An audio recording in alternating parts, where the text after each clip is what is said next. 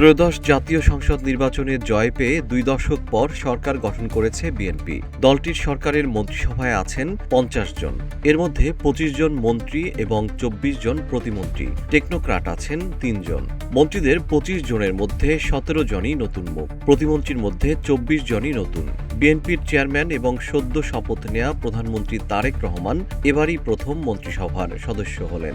চলুন জানা যাক বিএনপির হেভিওয়েট নেতৃবৃন্দের মধ্যে কে কোন মন্ত্রণালয়ের দায়িত্ব পেলেন। বিএনপির মহাসচিব সাংসদ মির্জা ফখরুল ইসলাম আলমগীর দায়িত্ব পেয়েছেন স্থানীয় সরকার, পল্লী উন্নয়ন ও সমবায় মন্ত্রণালয়ের। আমির খসরু মাহমুদ চৌধুরী পূর্ণ মন্ত্রী হিসেবে দায়িত্ব পেয়েছেন অর্থ ও পরিকল্পনা মন্ত্রণালয়ের। সালাউদ্দিন আহমেদ পেয়েছেন স্বরাষ্ট্র মন্ত্রণালয়ের দায়িত্ব।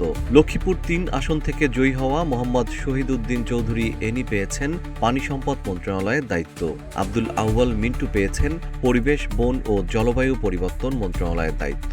আবু জাফর মোহাম্মদ জাহিদ হোসেন মহিলা ও শিশু বিষয়ক মন্ত্রণালয় এবং ইকবাল হাসান মাহমুদ পেয়েছেন বিদ্যুৎ, জ্বালানি ও খনিজ সম্পদ মন্ত্রণালয়ের দায়িত্ব। ভোলা 3 আসন থেকে সপ্তমবার নির্বাচিত সংসদ সদস্য অবসরপ্রাপ্ত মেজর হাফিজউদ্দিন আহমেদ বীর বিক্রমকে দেওয়া হয়েছে মুক্তিযুদ্ধ বিষয়ক মন্ত্রণালয়ের দায়িত্ব। রাজশাহী 2 আসন থেকে নির্বাচিত সাংসদ মিজানুর রহমান মিনু পেয়েছেন ভূমি মন্ত্রণালয়ের দায়িত্ব।